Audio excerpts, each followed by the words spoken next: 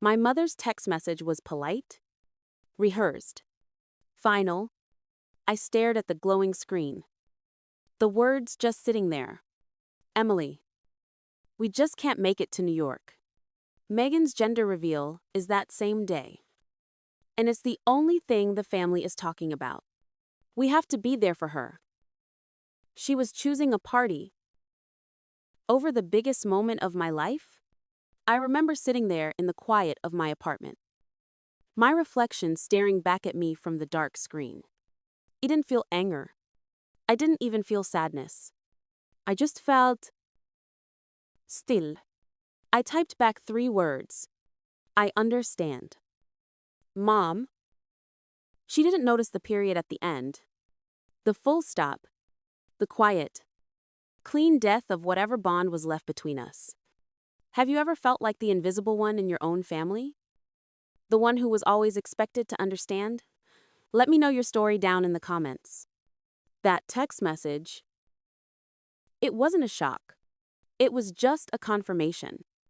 When I was younger, I thought family was in orbit. My parents, Lisa and Michael, were the center. And we were the planets. But I learned pretty quickly that our solar system only had one sun, and it was my sister. Megan. Megan was the golden child. She was loud.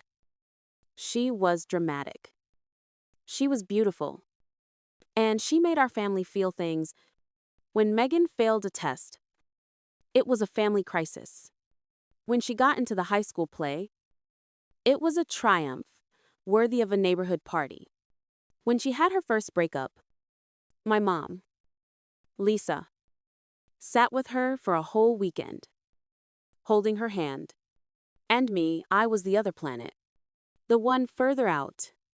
The quiet one. The boring one. I built my first computer when I was 13. I remember showing my dad, Michael, how I'd coded a simple program. He watched for a minute, patted my head, and said, "That's nice, honey, but it's a little complicated, isn't it?" When I won the state science fair, my mom said, "Oh, Emily, that's wonderful. Just make sure you're home in time for dinner. Megan is having a tough day with her boyfriend." My achievements were quiet. They were complicated. They were boring. And so, I learned to be the audience. I became an expert clapper. I clapped for Megan's homecoming nomination. I clapped at her graduation. Even though she barely passed, I clapped when she got engaged to a guy she'd known for 6 months. I clapped so hard, my hands were raw. But the clapping was always a one-way street. It's a strange thing to be the black sheep, not because you're wild, but because you're quiet. Because your successes don't make enough noise for a party. It's this invisible ache, this constant low hum of not belonging in the one place you're supposed to. You're not the problem child. So you're not the center of attention. You're not the star. So you're not celebrated. You're just the background, the reliable, invisible, understanding background. I spent my whole life being understanding. I understood when they missed my coding competition finals. I understood when they used the money they'd saved for my college to pay for Megan's second semester sorority dues. I just understood. But that ache, it never really goes away. It just settles. It becomes a part of you. This quiet knowledge that you have to be your own spotlight. Because no one else is even looking. That text message, it was preceded by a phone call. A phone call I finally decided to make. I remember standing in my kitchen, the afternoon light cutting across the floor, trying to make my voice sound casual. "Hey, Mom," I said. "So, that trip to New York I mentioned, I just got the official itinerary. The award ceremony is on the 12th. I heard her sigh. That long-suffering sigh that always came when my life required something. Oh, Emily, the 12th, that's just not going to work. You know, that's the day of Megan's gender reveal. I kept my voice even. Mom, I know. But this is the Horizon Grant. This is a life-changing event. It's everything I've been working on for the last 3 years. Silence. Then, her voice. Suddenly firm. Annoyed. Emily. Be reasonable.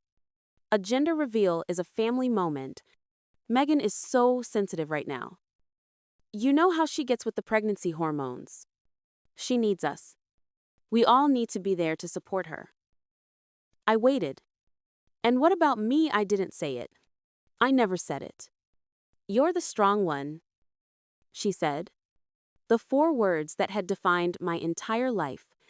The 4 words that were a cage. You can handle it. You always understand. We'll celebrate your thing. When you get back. The line clicked. She'd hung up. I stood there. Phone in my hand. Listening to the dial tone. But the real breaking point. That came about 10 minutes later. My phone buzzed. A text from Megan. It was a picture of her and her husband, surrounded by blue and pink balloons. Grinning, it was followed by a message. Mom told me you were stressed about your IT job. Lol. Just come to the party and forget about it. We'll celebrate your bonus. Or whatever. Later. That emoji. The laughing, winking emoji. I stared at it. All the years of being understanding. All the years of that dull, invisible ache. It didn't just break. It evaporated. It was replaced by a clarity so cold and so sharp, it took my breath away. I finally saw it. I saw the whole system. In their eyes. In their world. Megan was the golden child. She was the one meant to carry all their hopes, their dreams, their drama. She was the star. Her life was the story. And me, I was the scapegoat. But not the rebellious kind. I was the other kind. The quiet kind. The one meant to carry all the burdens. The one who was reliable. Invisible. And never, ever allowed to demand the spotlight. My job was to be the audience. The golden child exists to reflect the family's success. The scapegoat exists to absorb their failures, their burdens, and their indifference. And that system only works if the scapegoat agrees to play her part. Staring at that winking emoji, I realized I was done. I wasn't sad. I wasn't hurt. I was just finished. I wasn't their strong one anymore. I wasn't their understanding daughter. I was just gone. I didn't reply to Megan's text. I didn't call my mother back to plead my case. Why? Because that winking emoji, it was a gift. It was the key that unlocked my cage. So, I didn't fight. I didn't argue. I just continued. I packed my bag for New York. My family pictures me. I'm sure. In a tiny, rented studio apartment in Naperville, Illinois. Surrounded by takeout boxes. Struggling with bills. That's the story they've always told themselves. It makes them feel comfortable. They've never seen my actual apartment. The one with the clean lines, the minimalist furniture, the view of the city skyline. They've never asked. I was on the phone with my partner, Ryan, as I packed. Not my romantic partner. My co-founder. My real partner. He was going over the logistics for the gala. So, the car picks us up at 7. The pre-event with the board is at 7:30. Ryan. I interrupted. A strange, cold laugh in my throat. You are not going to believe this. I told him about the phone call, about the text, about the gender reveal party that was, apparently, the most important event in the universe. He was silent for a second, and I knew he was angry. He's always been angrier for me than I have been for myself. But that's not even the best part, I said, zipping up a garment bag. What's the best part? They think. I'm pretty sure they think I'm about to be fired. What? Megan's text. Mom told me you were stressed about your IT job. It finally clicked. Remember that call with my mom last month when I told her I was under a lot of stress? I was pulling all-nighters, buried in spreadsheets and legal documents. I was stressed. I told Ryan. We were in the middle of closing the Series A. I was fighting to get the $30 million valuation locked in before the Horizon grant announcement. I was trying to manage our burn rate. I was stressed. But in their language, in the world where Megan's nail color is a topic of conversation, stress doesn't mean building a company. It means failure. They heard I'm stressed, and they translated it to, my boring IT job is too much for me. I'm failing. And they were almost relieved. The quiet, boring daughter was, predictably, just average, just struggling. They're going to a party to find out the color of a baby's blanket, Ryan said, his voice flat. While you're on a stage in New York accepting a $500,000 grant and announcing a $30 million valuation for Ether Analytics. I know, I said, and I smiled. Don't tell them, he said. Suddenly, I wasn't going to, I said. I let them believe I was the struggling daughter. I let them believe their illusions. It kept them comfortable. It kept them away. I let them think I was small, so I could have the space to build something enormous. I hung up with Ryan. I finished packing my bag. I put my laptop, the one I'd coded the first lines of Ether Analytics on, into my carry-on. And as I walked out of my apartment, I felt light. I wasn't carrying their expectations anymore. I wasn't carrying their disappointment. I wasn't carrying their understanding. I was just carrying my bag. And my speech. The plane landed in New York. I didn't feel nervous. I felt methodical. The night of the gala. The city was sharp and bright. We pulled up to the Morgan Library. It wasn't a hotel ballroom. It was a historic landmark, a palace of carved stone and priceless manuscripts. The kind of place my family didn't even know existed. Inside, it was quiet, hushed, and smelled like old parchment and money. The room was filled with the people whose names I only knew from tech journals, venture capital headlines, and the covers of business magazines. These weren't influencers. They were builders. I wasn't in a rented dress. I was in couture. My family, I'm sure, was back in Illinois, blowing up pink and blue balloons, arguing over potato salad. I found our table, table 3. Ryan was already there, along with the other 8 people who made up my real family, my first-round investor, who took a chance on me when I was just a 22-year-old with a concept, my 2 lead engineers, who had been with me since the garage, my mentor, a woman who had shattered every glass ceiling in finance and then taught me how to build my own. There were no arguments, no drama, just peace, a quiet, powerful respect. We ate, We listened to the speeches, and then the main event began. The presenter, a man I'd been reading about for a decade, walked to the podium. "The Horizon Grant," he said, his voice echoing in the vast hall, "isn't just an award. It's a bet.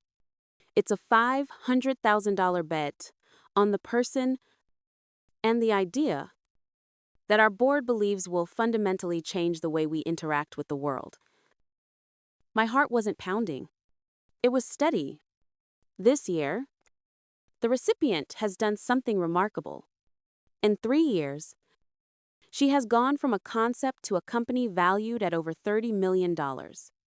She has built, in total silence, what we believe is the future of data analytics. I looked at Ryan. He was just smiling. Please join me in congratulating the founder of Aether Analytics. Emily. The applause was a wave. It washed over me. I stood up. I walked to the stage. I shook his hand. I accepted the trophy, heavy, cold glass, and the envelope, $500,000. I stepped to the podium. I looked out. I saw the faces of the most powerful people in my industry. And I gave my speech. It was short. It was powerful. And I dedicated it. "This," I said, my voice clear and steady, "is for all the quiet ones. The ones who were told their work was too complicated. The ones who were told to be more fun. This is for the ones who built their worlds in silence. Thank you." The applause was even louder. But the real moment wasn't the award. It was what happened as I walked off stage. My phone, which I'd left on the table, was buzzing. But it wasn't my family. Not yet. It was Ryan, holding his phone out to me, his eyes wide. He said, "It's already live." A journalist from Forbes, who had been at a press table in the back, had just published her article. The headline was already being tweeted, posted, and shared across the entire industry. I read it. "Meet Emily, the 28-year-old founder of Aether Analytics, tonight's $30 million Horizon Grant winner." The revenge wasn't a text message. It wasn't a social media post. It was a Forbes article. It was a public, third-party, undeniable validation. It was a fact, printed in black and white, that would now exist on the internet forever. A fact they couldn't ignore. A fact they couldn't diminish. A fact they couldn't call boring. I turned my phone off, and I went back to my table. I went back to my real family. The after-party was calm, almost reverent. We ended up in a quiet lounge, just us. Our mentors. Our chosen family. The air was warm with conversation about the future, the next build, the next idea, the next impossible thing we'd make real. No one mentioned my parents. No one asked where they were. They simply existed beside me, present, supportive, unconditionally there. I didn't turn my phone back on that night. I wanted the silence. I wanted to live, just for a few hours, inside this rare moment of peace. For once, victory didn't need to be shared, it just needed to be felt. The next morning, Ryan and I found ourselves in a crowded coffee shop in Soho, the award tucked in its box by my feet. The smell of espresso and the hum of conversation felt grounding, ordinary, peaceful. "You ready?" Ryan asked, nodding at my phone on the table. I took a slow breath. As I'll ever be. I pressed the button. The phone didn't buzz, it erupted. A minute-long storm of vibration, a digital earthquake. Notifications cascaded down the screen, 22 texts. 41 missed calls. 17 WhatsApp messages. 5 voicemails. 87 in total. 87 attempts to break through the wall I'd built. The text came, first chaotic. Panicked. Pleading. My sister, why didn't you tell us? Mom's crying? What's Ether Analytics, my father Emily? Call your mother. This isn't right. And then my mother's voicemail. Her voice was unrecognizable, fragile, trembling, broken. Emily, honey, I just saw an article. It says $30 million. It says you won something. That's what you were doing in New York, her breath caught between sobs. Why didn't you tell us? We didn't know. We would have come. I listened to it all, the confusion, the regret, the shame. But I realized something, the horror in her voice wasn't about me. It was about them, about what they had missed, about the story they could no longer rewrite. They hadn't lost their daughter, they had ignored a founder, they had traded connection for convenience. Why didn't you tell us? She asked. I looked at the little red icon on the screen, and I pressed delete. No anger, no triumph, just stillness, because finally, I understood. For nearly 3 decades, I'd been begging for entry into a world that never wanted me. I'd mistaken blood for belonging. But blood is not always family. It can be a cage, gilded with expectations, held together by guilt. Letting go isn't violent. It's quiet. It's the soft moment you stop asking, why don't they love me, and start asking, why do I still need them to? The real victory wasn't the award or the calls. It was that I heard her voice and felt nothing. I looked at Ryan, smiled faintly, and sipped my coffee. So, I said, about that new server architecture. The next day, on a packed subway to the airport, we laughed quiet. Genuine laughter. Because we finally knew the quiet ones, the unseen ones, we're not waiting to be invited anymore. We're too busy building our own worlds.